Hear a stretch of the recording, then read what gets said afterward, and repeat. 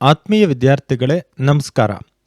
ದ್ವಿತೀಯ PUC ಕನ್ನಡ ವಿದ್ಯಾರ್ಥಿಗಳಿಗೆ ಏನು 2025-26ನೇ ಸಾಲಿನ ಈ ಒಂದು ದ್ವಿತೀಯ PUC ನೀಲನಕ್ಷೆಯ ಬಗ್ಗೆ ಇಂದಿನ ತರಗತಿಯಲ್ಲಿ ನಾವು ಮಾತಾಡ್ತಾ ಹೋಗೋಣ. ಮೊದಲದಾಗಿ ಏನು government of Karnataka school examination and assessment board ಅಂದರೆ PU ಬೋರ್ಡ್ ಕಡೆಯಿಂದನೇ ಈ ಒಂದು ಬ್ಲೂ ಪ್ರಿಂಟನ್ನು ಬಿಟ್ಟಿದ್ದಾರೆ. ಕಳೆದ ಸಲ ನಮಗೆ 3 ಮಾಡೆಲ್ ಪೇಪರ್ಸು ಮತ್ತು 3 ಬ್ಲೂ ಪ್ರಿಂಟ್ ಇರ್ತಾಯಿತ್ತು. ಈ ಸಲ ನಮಗೆ ಒಂದು ಬ್ಲೂ ಪ್ರಿಂಟ್ ಇದೆ. ಸೊ ಹಾಗಾಗಿ ಒಂದೇ ಬ್ಲೂ ಪ್ರಿಂಟನ್ನು ನಾವು ಪಾಲಿಸಬೇಕು, ಅಂದರೆ ಫಾಲೋ ಆಗಬೇಕು ಅಂಥೇಳಿ ಒಂದಷ್ಟು ನಮಗೆ ಮಾಹಿತಿ ಬಂದಿರುವಂಥದ್ದು ಕೆಲವು ಗೊತ್ತಿರುವಂಥ ಮೂಲಗಳಿಂದ. ಸೊ ಹಾಗಾಗಿ ಅದರಲ್ಲಿ ಯಾವ್ಯಾವ್ದು ರೀತಿಯಲ್ಲಿ ಯಾವ್ಯಾವ ಚಾಪ್ಟರ್ಗೆ ಏನೇನೆಲ್ಲ ವೆಯ್ಟೇಜನ್ನು ಕೊಟ್ಟಿದ್ದಾರೆ ಅದನ್ನು ಒಂದಷ್ಟು ಗಮನಿಸೋಣ. ಮೊದಲನೇದಾಗಿ ನಮಗೆ ಇಲ್ಲಿ ವಿಷಯವನ್ನು ನೋಡೋದಾದರೆ ಪದ್ಯ ಭಾಗ, ಗದ್ಯ ಭಾಗ, ದೀರ್ಘಗದ್ಯ, ಆಮೇಲೆ ಭಾಷಾಭ್ಯಾಸ, ಒಟ್ಟಾರೆ 4 ಭಾಗಗಳಾಗಿ ಈ ಕನ್ನಡ ಬ್ಲೂ ಪ್ರಿಂಟನ್ನು ನಾವು ಡಿವೈಡ್ ಮಾಡ್ಬೋದು. ಮೊದಲದಾಗಿ ಇಲ್ಲಿ ಕಾಲಮ್ಸ್ ಬಂದುಬಿಟ್ಟು ವಿಷಯ ಅಂತ ಇದೆ. ಫಸ್ಟ್ ಕಾಲಮ್ಮು ಅಲ್ಲಿ ನಿಮಗೆ ಯಾವ್ಯಾವ ಚಾಪ್ಟರ್ಸ್ ಇದೆ ಅದಿರುತ್ತೆ.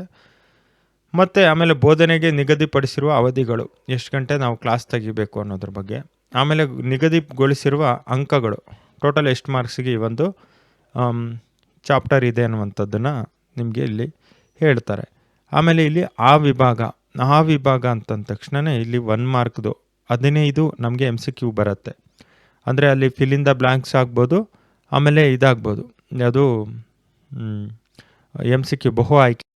ಸೊ ಅದಾದಮೇಲೆ ಇಲ್ಲಿ 5 ಅಂಕ, ಅಂದರೆ ಇಲ್ಲಿ ಏನು ಹೊಂದಿಸಿ ಬರೆಯಿರುತ್ತಲ್ಲ ಅದು.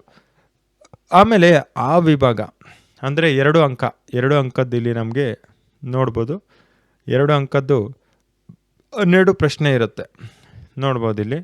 ಆಮೇಲೆ ಈ ವಿಭಾಗ ಅಂದರೆ ಸಂದರ್ಭ, ಈ ವಿಭಾಗ 3 ಮಾರ್ಕ್ಸ್ದು ಕ್ವಶನ್ಸ್ ಇರುವಂಥದ್ದು ಸಂದರ್ಭ. ಸೊ ಇಲ್ಲಿ ನೋಡ್ಬೋದು ನೀವು. ಆಮೇಲೆ ನಂತರದಲ್ಲಿ ನಿಮಗೆ 4 ಮಾರ್ಕ್ಸ್ದು 5-6 ವಾಕ್ಯದ್ದು ಇಲ್ಲಿ ಪ್ರಶ್ನೆಗಳನ್ನು ಕೊಟ್ಟಿರ್ತಾರೆ. ಸೊ ಇಲ್ಲಿ ಗಮನಿಸ್ಬೋದು. ಇದಾದಮೇಲೆ ನಮಗೆ ವಿಭಾಗ, ಅಂದರೆ ಇಲ್ಲಿ ವಿಭಾಗದಲ್ಲಿ ನಮಗೆ ಒಟ್ಟಾರೆ ಏನು ಗ್ರಾಮರ್ ಪಾರ್ಟ್ ಬಗ್ಗೆ ಇಲ್ಲಿ ಹೇಳಿದ್ದಾರೆ. ಗ್ರಾಮರ್ ಪಾರ್ಟಲ್ಲಿ ನಾವಿಲ್ಲಿ ಗಮನಿಸ್ಬೋದು ಎಷ್ಟು ಪ್ರಶ್ನೆ ಇರುತ್ತೆ ಅಂತ. 6 ಪ್ರಶ್ನೆ ಇರುತ್ತೆ. ಇದರಲ್ಲಿ 4ಕ್ಕೆ ಅಟೆಂಡ್ ಮಾಡಬೇಕಾಗತ್ತೆ. ಸೊ ಇಲ್ಲಿ 8 ಮಾರ್ಕ್ಸ್ ಇರುತ್ತೆ ನಮಗೆ. ಟೋಟಲ್ ಆಗಿ 4 8 ಮಾರ್ಕ್ಸ್ ಇರುತ್ತೆ. ಸೊ ಇಲ್ಲಿ 12 ಮಾರ್ಕ್ಸ್ಗೆ ಅಲ್ಲಿ ಕೊಟ್ಟಿರ್ತಾರೆ, ಬಟ್ 8 ಮಾರ್ಕ್ಸ್ಗೆ ನಾವು ಅಟೆಂಡ್ ಮಾಡಬೇಕಾಗತ್ತೆ. ಸೊ ಇದಾದಮೇಲೆ 4 ಅಂಕ 2, ಇಲ್ಲಿ 2 ಪ್ರಶ್ನೆ ಇರುತ್ತೆ. ಅಂದರೆ ಇಲ್ಲಿ ಒಂದು ಪತ್ರ ಮತ್ತೊಂದು ಪ್ರಬಂಧ, ಅದು 4 ಮಾರ್ಕ್ಸ್ಗೆ ಇರುತ್ತೆ. ಆ ಒಂದು 4 ಮಾರ್ಕ್ಸ್ದಲ್ಲಿ 8 ಮಾರ್ಕ್ಸನ್ನು ಕೊಟ್ಟಿದ್ದಾರೆ. ಸೊ ಇದಾದಮೇಲೆ ಇವಾಗ ಪದ್ಯದಲ್ಲಿ ನಾವು ಎಷ್ಟು ಮಾರ್ಕ್ಸ್ಗೆ ಪದ್ಯ ಇರುತ್ತೆ ನೋಡಿ. ಇಲ್ಲಿ ಪದ್ಯ ಭಾಗ ಬಂದುಬಿಟ್ಟು ನಮಗೆ 44 ಅವಧಿಗಳು ಕ್ಲಾಸ್ ತೆಗಿಬೇಕು. 43 ಅಂಕಗಳಿಗೆ ಪದ್ಯ ಭಾಗದಲ್ಲಿ ನಮಗೆ ಕೇಳ್ತಾರೆ. ಅಂದರೆ 80 ಮಾರ್ಕ್ಸ್ಗೆ 43 ಮಾರ್ಕ್ಸ್ಗೆ ನಿಮಗೆ ಈ ಒಂದು ಪದ್ಯ ಭಾಗದಲ್ಲಿ ಪ್ರಶ್ನೆಗಳನ್ನು ಕೇಳ್ತಾರೆ. ಮೊದಲನೇದು ನಮಗೆಲ್ಲ ಗೊತ್ತಿರೋ ಹಾಗೆ ಕದಡಿದ ಸಲಿಲಂ ತಿಳಿವಂದದೆ. ಕದಡಿದ ಸಲಿಲಂ ತಿಳಿವಂದದೆ ಬಂದುಬಿಟ್ಟು ನಮಗಿಲ್ಲಿ 7 ಮಾರ್ಕ್ಸ್ಗೆ ಒಟ್ಟಾರೆ ಕೇಳ್ತಾರೆ. ಈ ಒಂದು ಪ್ರಾರಂಭದಲ್ಲಿ ಬಂದುಬಿಟ್ಟು ಇದು ಗಂಟೆಗಳು, ಇದು ಮಾರ್ಕ್ಸ್ ಅಲಾಟ್ಮೆಂಟ್. ಸೊ ಹಾಗಾಗಿ ಇದನ್ನೇ ನಾವು ಗಮನಿಸೋಣ. ಇದನ್ನು ಮಾತ್ರ ಎಕ್ಸ್ಪ್ಲೇನ್ ಮಾಡ್ತೀನಿ, ಅವಧಿಗಳೇನು ನಿಮ್ಗೆ ಬೇಕಾಗಲ್ಲ. ಸೊ ಅದು ಶಿಕ್ಷಕರಿಗೆ. ಸೊ ಇದರಲ್ಲಿ 7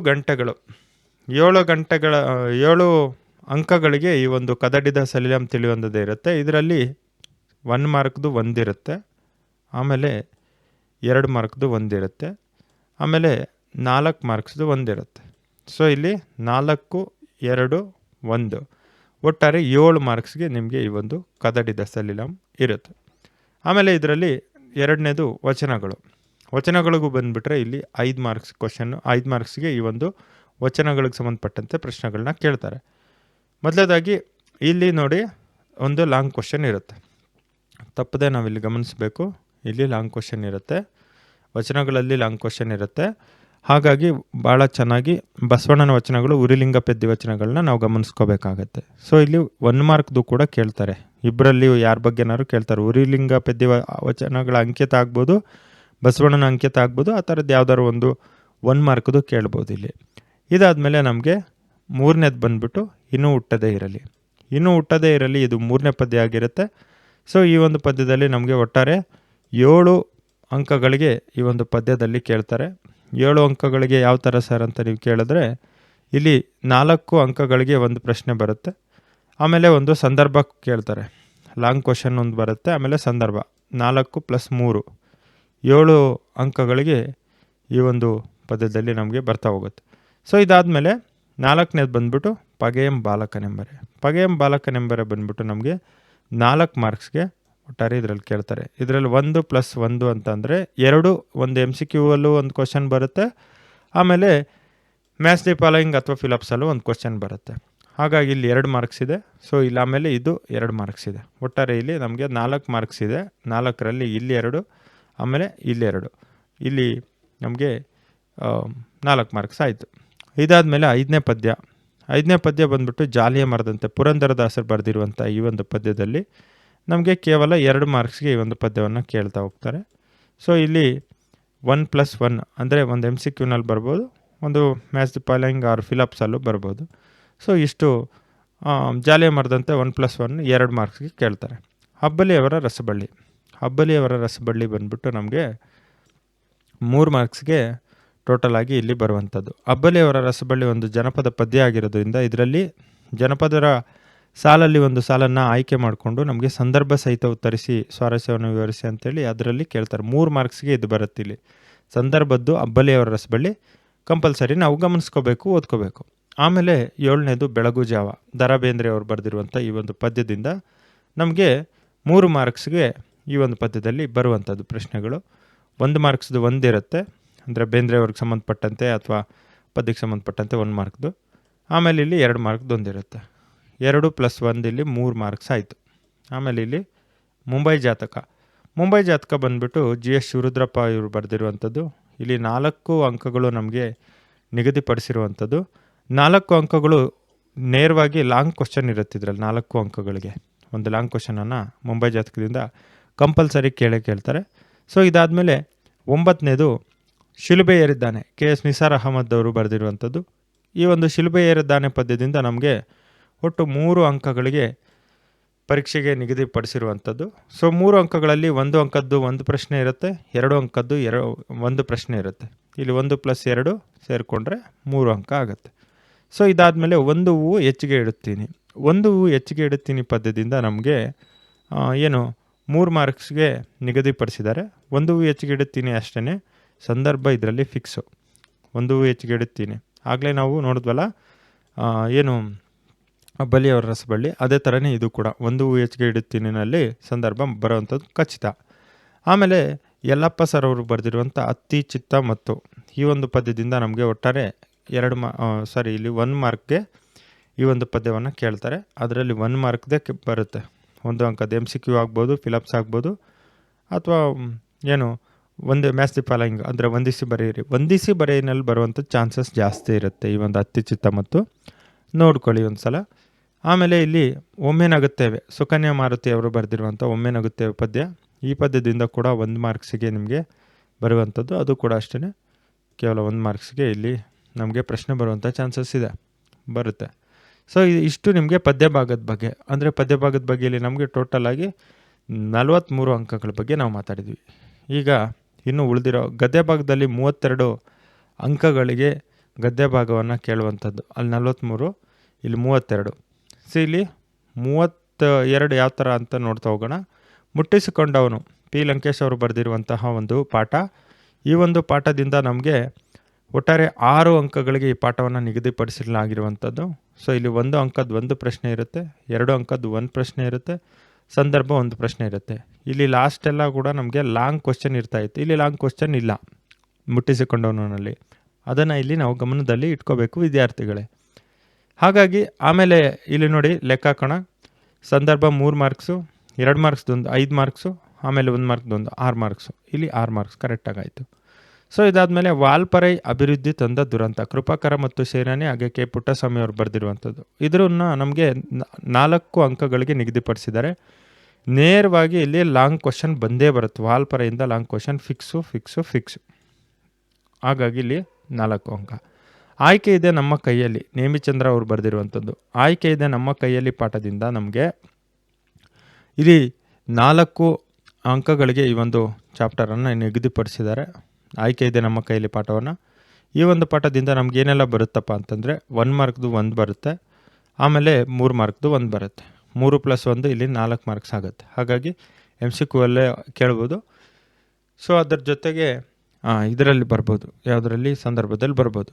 ಆಮೇಲೆ ಕನ್ನಡವನ್ನು ಕಟ್ಟುವ ಕೆಲಸ, ಆಮನಾಯಕ ಇವರು ಬರೆದಿರುವಂಥದ್ದು. ಕನ್ನಡವನ್ನು ಕಟ್ಟುವ ಕೆಲಸ ಪಾಠದಲ್ಲಿ ಏನೆಲ್ಲ ಬರುತ್ತೆ ಅಂತೇಳಿ ನೋಡ್ತಾ ಹೋಗೋಣ.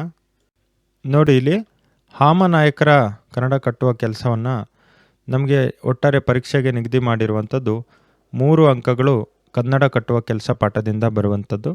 ಸೊ ಇಲ್ಲಿ 3 ಅಂಕಗಳು ಯಾವ ರೀತಿ ಡಿವೈಡ್ ಆಗುತ್ತೆ ಅಂತ ನೋಡೋದಾದರೆ, 1 ಅಂಕದ್ದು 1 ಪ್ರಶ್ನೆ ಇರುತ್ತೆ, 2 ಅಂಕದ್ದು 1 ಪ್ರಶ್ನೆ ಇರುತ್ತೆ. 1 + 2 = 3 ಅಂಕಗಳು. 1 + 3 3 ಅಂಕ ಆಯಿತು. ಆಮೇಲೆ ಇದು ದಣಿಗಳ ಬೆಳ್ಳಿಲೋಟ, ನಾಗವೇಣಿಯವರು ಬರೆದಿರುವಂಥದ್ದು. ಈ ಒಂದು ದಣಿಗಳ ಬೆಳ್ಳಿಲೋಟ ಪಾಠದಿಂದ ನಮಗೆ ಒಟ್ಟಾರೆ 5 ಅಂಕ ಇರುತ್ತೆ, ಸ್ವಲ್ಪ ಜಾಸ್ತಿನೇ ಇರುತ್ತೆ. ಇದು ಮುಟ್ಟಿಸಿಕೊಂಡವನು ನಂತರ ಅತಿ ಹೆಚ್ಚು ಅಂಕಗಳು ಗದ್ಯ ಭಾಗದಲ್ಲಿರುವಂಥದ್ದು ಈ ಒಂದು ದಣಿಗಳ ಬೆಳ್ಳಿಲೋಟಕ್ಕೆ. ದಣಿಗಳ ಬೆಳ್ಳಿಲೋಟದಿಂದ ನಮಗೆ ಒಂದು MCQ ಇರುತ್ತೆ, 1 ಮಾರ್ಕ್ದು 1 ಇರುತ್ತೆ, ಆಮೇಲೆ 4 ಮಾರ್ಕ್ದು 1 ಇರುತ್ತೆ. ಇದು MCQನಲ್ಲಿ mostly fill in the blanks fill ups ಆದರೂ ಕೇಳ್ಬೋದು, ಅಥವಾ ಮ್ಯಾಚ್ ದಿ ಫಾಲೋಯಿಂಗ್ ಆದರೂ ಕೇಳ್ಬೋದು. ಸೊ ಇಲ್ಲಂತೂ long question fix, long question ಇಲ್ಲಿ ಬಂದೇ ಬರುತ್ತೆ. ದಣಿಗಳ ಒಳೆ ಮತ್ತು ದಣಿಗಳ ನಡುವಿನ ಸಮರವನ್ನು ಚಿತ್ರಿಸಿನೋ ಅದು ಆ ಥರದ್ದು ಯಾವ್ದಾರು ಒಂದು ಲಾಂಗ್ ಕ್ವಶನ್ ಫಿಕ್ಸ್ ಇದು. ದಣಿಗಳ ಬೆಳ್ಳಿಲೋಟದಲ್ಲಿ ಲಾಂಗ್ ಕ್ವಶನು ಮತ್ತು 1 ಮಾರ್ಕ್ದು ಇರುತ್ತೆ. ಇಲ್ಲಿ 5 ಮಾರ್ಕ್ಸ್ ಇದೆ. 4 + 1 5 ಮಾರ್ಕ್ಸ್ ಆಯಿತು. ಆಮೇಲೆ ಬದುಕನ್ನು ಪ್ರೀತಿಸಿದ ಸಂತ ರಾಮಕೃಷ್ಣ ರಾವ್ ಅವರು ಬರೆದಿರುವಂಥ ಬದುಕನ್ನು ಪ್ರೀತಿಸಿದ ಸಂತ ಅಬ್ದುಲ್ ಕಲಾಂ ಅವ್ರ ಬಗ್ಗೆ ಇರುವಂಥ ಪಾಠ. ಈ ಒಂದು ಪಾಠದಲ್ಲಿ ನಮಗೆ ಕೇವಲ 3 ಮಾರ್ಕ್ಗೆ ಈ ಒಂದು ಪಾಠದಲ್ಲಿ ನಮಗೆ ಬರುವಂಥದ್ದು.